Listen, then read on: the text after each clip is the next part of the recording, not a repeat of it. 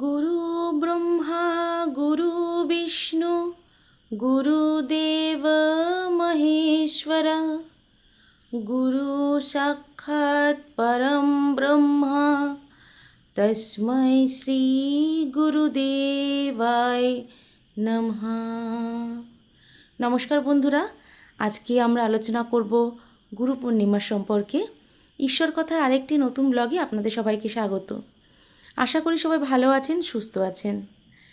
গুরু পূর্ণিমা 2025 পঞ্জিকা অনুযায়ী আষাঢ় মাসের পূর্ণিমা তিথি শুরু হচ্ছে 10ই জুলাই বৃহস্পতিবার রাত 1:37 গতে এবং শেষ হবে পরের দিন অর্থাৎ শুক্রবার 11ই জুলাই রাত 2:07।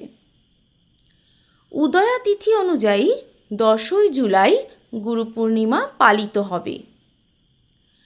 পূর্ণিমা তিথির সঠিক সময় ব্রহ্ম মুহূর্ত শুরু হবে সকাল 4:10 থেকে 4:50 পর্যন্ত।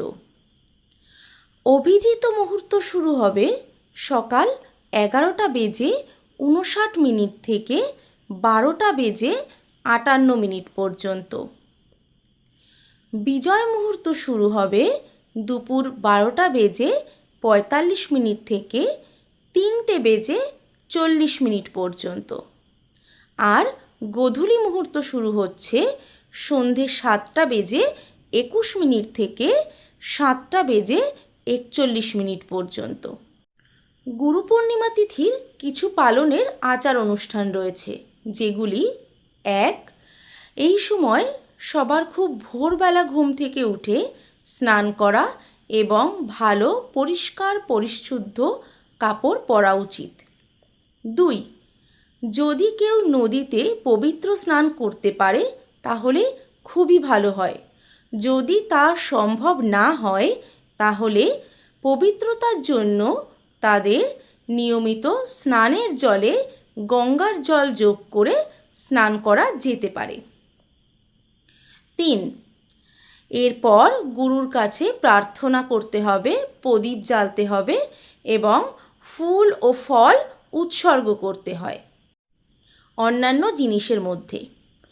4. এই দিনে ভগবান বিষ্ণু ও দেবী লক্ষ্মীর আরাধনা করলে তাদের আশীর্বাদ লাভ হয়। 5. রাতে একবার হলেও চাঁদ দেখা গেলে যে কোনো ব্যক্তিকে চন্দ্র দর্শন করতে হয় এবং চাঁদের কাছে প্রার্থনা করতে হয়। আসুন এবার আমরা জেনে নিই গুরু পূর্ণিমার দিন আমরা কি করব এবং কি করা একদম উচিত নয়। 1. গুরু পূর্ণিমার দিন দুধ, রূপদান এগুলো একদম করা উচিত নয়। মনে করা হয় এর ফলে চন্দ্রদোষের প্রকোপ বেড়ে যায়। 2. এই তিথিতে কালো ও ছেঁড়া পোশাক একদমই পরবেন না। 3. গুরু পূর্ণিমার দিন বাড়ি অন্ধকার রাখবেন না, একে অশুভ বলে মনে করা হয়। 4. এদিন আমিষ খাবার থেকে বিরত থাকবেন এবং মদ্য জাতীয় কোনো জিনিস পান করবেন না। গুরু পূর্ণিমার মাহাত্ম্য বা গুরু পূর্ণিমা আসলে কি?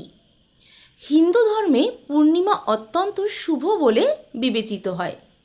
তবে আষাঢ় মাসের পূর্ণিমার বিশেষ ধার্মিক তাৎপর্য রয়েছে এবং এটি গুরু পূর্ণিমা নামেও পরিচিত।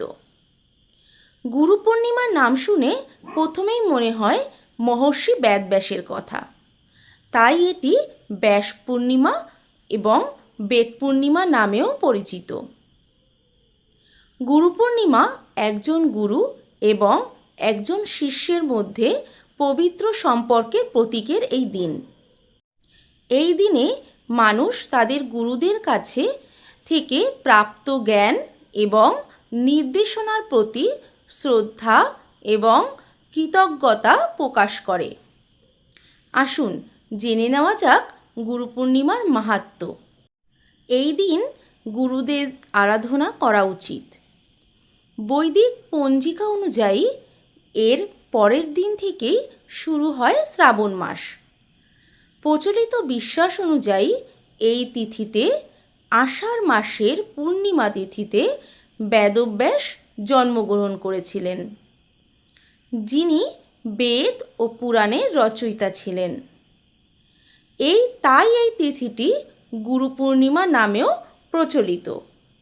শাস্ত্রমতে পরমেশ্বর শিবের দক্ষিণামূর্তি রূপকে গুরুমূর্তিও বলা হয়। সপ্তঋষি ও ব্রহ্মা বিষ্ণু সহ সমস্ত দেবতারা এই মাসের পূর্ণিমা তিথিতে মহাদেবের কাছে পরম জ্ঞান লাভ করেন। শিবকে আদি গুরু মানা হয়, তাই এই দিনটিকে গুরু পূর্ণিমাও বলা হয়ে থাকে। এদিন লক্ষ্মী ও নারায়ণের পূজার্চনা করার বিশেষ মাহাত্ম্য রয়েছে। জীবনে গুরুর মাহাত্ম্য ব্যাখ্যা করার জন্যই গুরু পূর্ণিমা পালিত হয়। এই তিথিতে নিজের গুরুকে উপহার দেওয়ারও প্রথা প্রচলিত রয়েছে। নমস্কার, আজকের মতন এই পর্যন্তই। আবার দেখা হবে পরের আরও নতুন কোনো ভিডিও নিয়ে। যদি আপনাদের আমার এই ভিডিওটি ভালো লেগে থাকে তাহলে লাইক, কমেন্ট, শেয়ার এবং সাবস্ক্রাইব করে পাশে থাকা বেল আইকনটি অবশ্যই প্রেস করবেন। আশা করি সবাই ভালো থাকবেন, সুস্থ থাকবেন। নমস্কার।